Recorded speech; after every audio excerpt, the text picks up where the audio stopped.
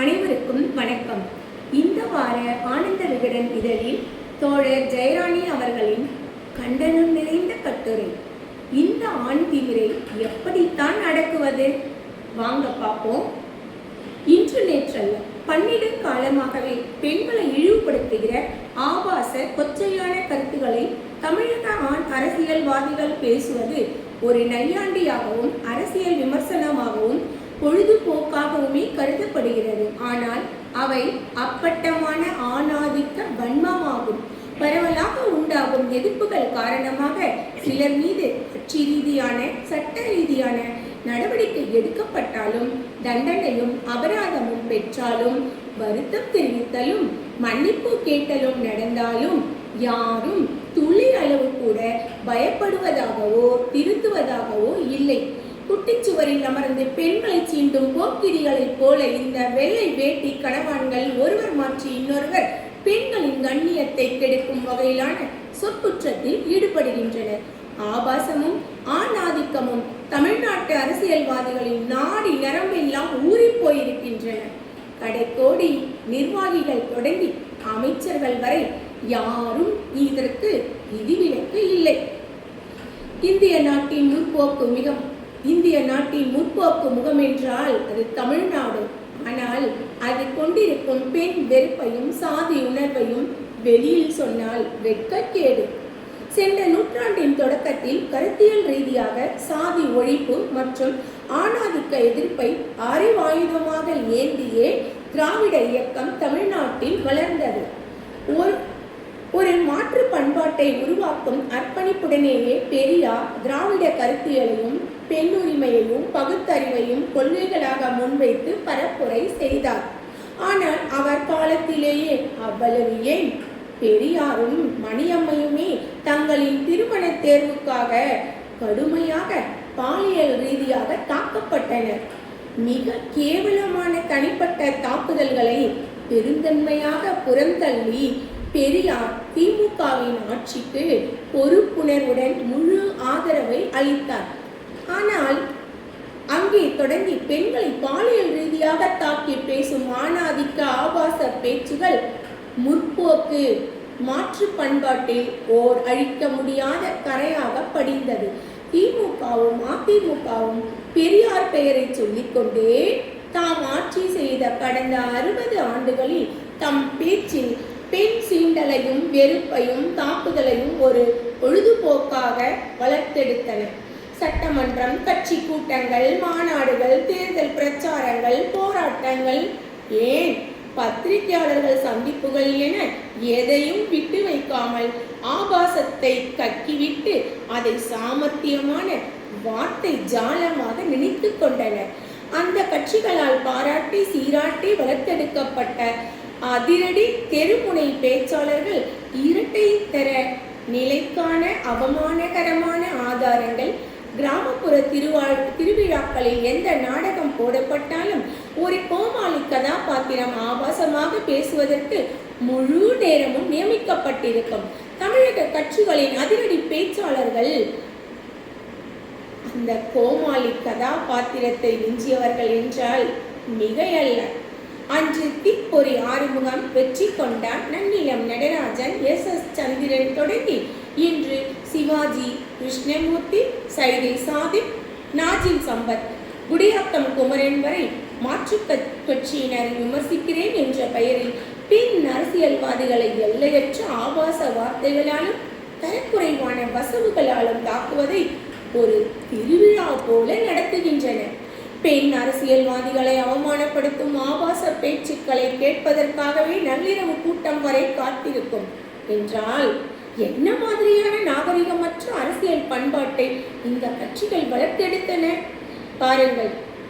24 மணி நேர செய்தி சேனல்களும் சமூக ஊடகங்களும் உருவாகாத காலங்களில் இந்த பேச்சாளர்களின் உரை வீச்சுகள் ரெக்கார்டர்களில் பதிவு செய்யப்பட்டு ஒளிபெருக்குகள் மூலமாக ஊருக்கே ஒளிபரப்பப்பட்டன. ஜெயலலிதா போன்ற ஓர் அதிகாரமிக்க பெண் தலைவரையே ஒரு சாதாரண பேச்சாளர் பாலியல் ரீதியாக தாக்கி மிக கேவலமாக பேச முடியும் என்றால் அந்த ஆணாதிக்க செயற்பாடு சாதாரண கிராமப்புற ஆண்களின் உளவியலில் தன் உணர்வு இல்லாமல் குடும்பங்களில் உண்டாக்கக்கூடிய தாக்கம் என்னவாக இருந்திருக்கும்? தெருக்களில், பணியிடங்களில், ஏன் கட்சிகளுக்குள்ளேயே சாமானிய பெண்கள் எதிர்கொள்ளும் ஒடுக்குமுறையையும் பதைகளையும் அது எவ்வாறு வலுப்படுத்தி இருக்கும்? குறையோடிய பெண்களுக்கு எதிரான அனைத்து விதமான வன்முறைகளுக்கும் இதை பகிரண்ட ஆபாச பேச்சுகளுக்கும் தொடர்பில்லாமல் போகுமா? சமூகத்தை நேர் செய்ய வேண்டிய பொறுப்பில் இருக்கும் அரசியல்வாதிகளை இத்தகைய சாக்கடை மனநிலையில் உழன்றால் சாமானியர்களின் உளவியலை யோசித்து பாருங்கள். இன்று மைய நீரோட்ட கட்சி தலைவர்கள், எம்எல்ஏக்கள், அமைச்சர்கள், கட்சியின் முக்கிய நிர்வாகிகள் என யாரும் ஆணாதிக்க ஆபாச பேச்சுக்கு விதிவிலக்கு அல்ல. இவர்கள் துணிச்சலாக திரும்ப திரும்ப கொஞ்சம் கூட கூச்சமே இல்லாமல் பெண்களையும் பெண் அரசியல்வாதிகளையும் இழிவுபடுத்தி பேசிக்கொண்டே இருப்பது எதை காட்டுகிறது என்றால், காலம் மாறிவிட்டதை உணர முடியாத அவர்களின் அறியாமை. அன்று மக்களுக்கு படிப்பறிவில்லை, பெண்கள் என்ன நினைக்கிறார்கள் என்பதை சொல்வதற்கான வெளியும் இல்லை. அதனால் ஆண்கள் கூடி ஆபாசமாக பேசி சிரித்துவிட்டு கலைந்து போய் கொண்டிருந்தனர். இன்று எங்கோ ஒரு மூலையில் பேசினாலும் உலகத்துக்கே தெரிந்து விடுகிறது. ஆனாலும் தாம் பார்த்து கேட்டு பேசி வளர்ந்த விதத்தை மாற்றிக்கொள்ள முடியவில்லை. சாதிய வன்கொடுமையில் ஈடுபடும் ஒரு சாதி வெறியன் அதற்காக பெருமைப்படுவது போல இவர்களும் பெண்களை இழிவுபடுத்திவிட்டு எதையோ சாதித்த உணர்வில் திளைக்கின்றனர். இந்த ஆபாச வீடியோக்கள் எல்லாவற்றிலும் காண முடிகிற வேதனை மிகு ஒற்றுமை என்னவெனில், ஆபாச கருத்துகள் உதிர்க்கப்பட்ட உடனேயே கட்சி பாகுபாடின்றி தொண்டர்கள் குஷியாகி ஆரவாரம் செய்வது, தொண்டர்களை இப்படி தவறாக வழி நடத்திவிட்டு சமூகத்தில் பெண்கள் பாதுகாப்பையும் இவர்களே உறுதி செய்ய வேண்டும் என்றால் அது எத்தகைய துயர் முரண்! பிறப்பை கொச்சைப்படுத்துவது, உருவகேலி செய்வது, பாலியல் இச்சையை வெளிப்படுத்துவது, அழகை வர்ணிப்பது, சக ஆண் அரசியல்வாதிகளோடு தவறாக இணைத்து பேசுவது, திருமண உறவை இழிவுபடுத்துவது, தனித்து வாழ்வதை களங்கப்படுத்துவது, மிரட்டுவது, தொழில் வேலையை அசிங்கப்படுத்துவது என பாலியல் ரீதியாக தாக்கி பெண் அரசியல்வாதிகளே உங்களிடம் இதுதான் என்பதை நிறுவ முனைகின்றனர். ஜெயலலிதா, கனிமொழி, ஜோதிமணி, பிரேமலதா, தமிழிசை சவுந்தரராஜன், சசிகலா, குஷ்பு, நக்மா, காயத்ரி ரகுராம், கௌதமி உள்ளிட்ட யாரையும் விட்டு வைக்கவில்லை. ஆண் அரசியல்வாதிகளை விமர்சிக்க வேண்டும் என்றால் கூட அவர்களின் தோல்விகளையும் போதாமைகளையும் விமர்சிக்காமல் அவர்களின் குடும்பத்து பெண்களைத்தான் சாடுகின்றனர். தன் கட்சியின் பெண் தலைவரை பற்றிய அவதூறுகளுக்கு ஆண் அரசியல்வாதிகள் எதிர்ப்பினை ஆற்றுவதில்லை. ஓர் உதாரணத்துக்கு சொல்ல வேண்டுமானால், நாடாளுமன்ற உறுப்பினர் கனிமொழி மீதான பன்னெடுங்கால தொடர் அவதூறுகளுக்கு ஆட்சி அதிகாரத்தையே தக்க வைத்திருந்த அவரின் குடும்ப உறுப்பினர்கள் உறுதியாக எதிர்வினை ஆற்றவில்லை. முன்னாள் முதல்வரின் மகளே அவதூறுகளில் இருந்து தப்பிக்க இயலவில்லை எனில் சாமானிய பெண்களின் நிலை என்ன? ஒரு கட்சியை ஆதரிக்கும் எல்லா பெண்களையுமே கேவலமான வார்த்தையால் வசைபாடியதோடு எதிர்ப்பு வந்தவுடன் அப்படித்தான் பேசுவேன் என்று அதிகாரமாக கொக்கரித்தனர் சிலர். இந்த அப்படித்தான் பேசுவேன், அப்படித்தான் செய்வேன் என்ற ஆண் திமிரை எப்படி அடக்குவது? தமிழ் சமூகம் எவ்வளவு மோசமான ஆணாதிக்க வெறியில் திளைத்துக் கொண்டிருக்கிறது என்பதற்கான சான்றுதான் அரசியல்வாதிகளின் இந்த அடாவடித்தனம். சமூக வலைதளங்களுக்கு வெகு முன்னரே இந்த அரசியல் கட்சிகள் பெண் வெறுப்பு கொண்ட மைனோஸ்பியராகவே இயங்கி வருகின்றன. அரசியல் களமாடும் பெண்களை மட்டுமல்ல, பெண் பத்திரிகையாளர்கள், நடிகைகள், போராடும் ஊழியர்கள், பாலியல் வன்புணர்வுக்கு ஆளான பெண்கள், பாலியல் புகாரளித்த பெண்கள், பெண் தொண்டர்கள், பொதுமக்கள் என தமிழ்நாட்டு ஆண் அரசியல்வாதிகள் யாரையும் விட்டு வைப்பதில்லை. அண்மையில் சபாநாயகர் ஜே.சி.டி. பிரபாகர் ஆபாசமாக பேசுவதற்கு முன் குடும்பத்து பெண்களிடம் கேளுங்கள் என்று சட்டமன்றத்தில் குறிப்பிட்டார். குடும்பத்திலோ, கட்சியிலோ, சமூகத்திலோ பெண்கள் இருக்கிறார்கள், அவர்களின் உணர்வுகள் இதனால் புண்படும் என்ற பிரக்ஞை இருக்குமானால் ஏன் இவ்வாறு பேசப் போகிறார்கள்? தமிழக அரசியல் களத்தில் பெண்கள் மீதான பாலியல் தாக்குதல் அன்றாட நிகழ்வாகிவிட்டாலும் அதை தடுத்து நிறுத்த கட்சிக்குள்ளேயும் கட்சிக்கு அப்பாற்பட்டும் ஒரு கூட்டு முயற்சியை யாருமே எடுக்கவில்லை. கூட்டு எதிர்ப்புக்கான சூழலை பெண் அரசியல்வாதிகள் உருவாக்காமலேயே போய்விட்டனர். அது ஆண் அரசியல்வாதிகளுக்கு வசதியாக இருக்கிறது. கட்சி, சாதி, மதம், மொழி, இனம் கடந்து ஒருவருக்கு ஒருவர் துணை நிற்க வேண்டிய சகோதரித்துவம் பரவ வேண்டியது காலத்தின் கட்டாயம். மற்றவர்களின் கண்ணியத்தை காப்பாற்றும் போது தனது கண்ணியம் தானாகவே பாதுகாப்பு அடைகிறது என்பதை பெண் ஆளுமைகள் உணர வேண்டும். தமிழ்நாட்டின் அரசியல் கட்சிகளின் அதிகாரமிக்க பொறுப்புகளில் உள்ள பெண்களை விரல் விட்டு எண்ணிவிடலாம். இதுதான் இந்த அவலம் தொடர்வதற்கான அடிப்படை காரணம்.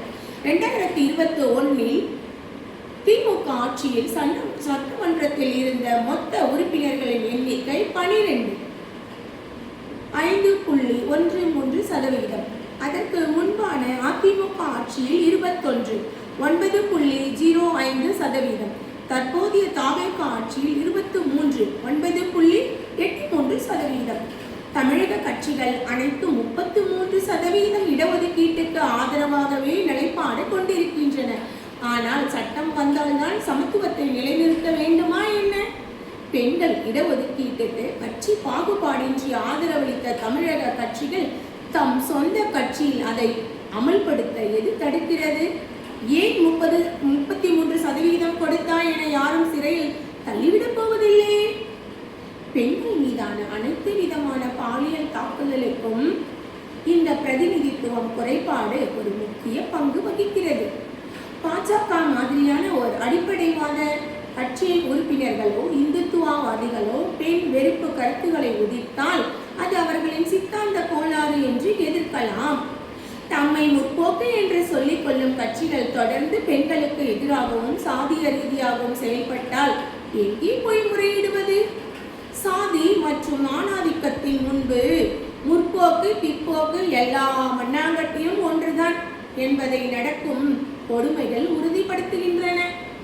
போராடி கட்டுப்படுத்தி வைக்கப்பட்ட பிற்போக்குத்தனங்கள் அனைத்தும் மீட்டுருவாக்கம் செய்யப்படும் மிக மிக சவாலான ஆபத்தான காலகட்டத்தில் நாம் இருக்கிறோம். ஒவ்வொரு 10 ஆண்டிலும் அனைத்து விதமான ஒடுக்குமுறைகளும் அதிகரித்து காணப்படுகின்றன. ஒரு நாகரிகமான சமத்துவ பண்பாட்டை வளர்த்தெடுக்க வேண்டிய பெரும் பொறுப்பு நமக்கு இருக்கிறது. பாட்டன் காலத்து பிற்போக்குத்தனங்களை பாரம்பரியம் என்ற பெயரில் மீட்டுருவாக்கம் செய்யாமல் ஒவ்வொரு கட்சியில் இருக்கும் புதிய தலைமுறையினரும் மாற்றி யோசிக்க வேண்டும். புதிதாக அரசியலுக்கு வருவோர் புதிய நடைமுறைகளை உருவாக்க வேண்டும். இல்லையெனில் ஆதிக்கம், அழிவு, ஆபாசம் என அவரவர் தோண்டுகின்ற குழியில் அவர்களே விழும் கவலைக்கிடமான காட்சியை காலம் நிகழ்த்தி காட்டும். இந்த கட்டுரை எதை காட்டுது அப்படின்னா, காலமாக பெண்களை இந்த சமூகத்தில் 2ஆம் தர குடிகளாக அடிமைப்படுத்தும் விதமாக ஒரு கேவலமான வார்த்தைகளை பொதுவிடத்தில் எப்படித்தான் உச்சரிக்கிறாங்கன்னே தெரியல. அதை ரொம்ப வருத்தத்தோட இந்த கட்டுரையில் ஜெயராணி அவர்கள் பதிவு செஞ்சுருக்காங்க. ஆனால் பார்த்தீங்கன்னா இன்றைக்கு பெண் அமைப்பு பெண்களால் பெண்களுக்காக பெண்மையுடன் பெண் அரசியலை முன்னெடுக்கிறது. இந்த கட்டுரையில் படித்தேன் இல்லையா, இது எதுவுமே பெண் அரசியலில் இருக்காது. பெண் அரசியல் என்பது தாய்மையின் அரசியல். பெண் அரசியல் என்பது அறம் சார்ந்த அரசியல். பெண் அரசியல் என்பது ஆண் பெண் இருபாலருக்கும் சமத்துவமான சமூக நீதியான சகோதரத்துவம் மிகுந்த அரசியல். இந்த அரசியலில் நேர்மை இருக்கும், உண்மை இருக்கும், மக்களுக்கான நல்லது நடக்கும் என்ற நம்பிக்கையை தான் மக்களுக்கு கொடுக்கின்ற அரசியலை முன்னெடுக்கிறோம். இந்த பெண் அமைப்பின் சார்பாக இந்த கட்டுரையை சமர்ப்பிக்கிறேன். நன்றி, வணக்கம்.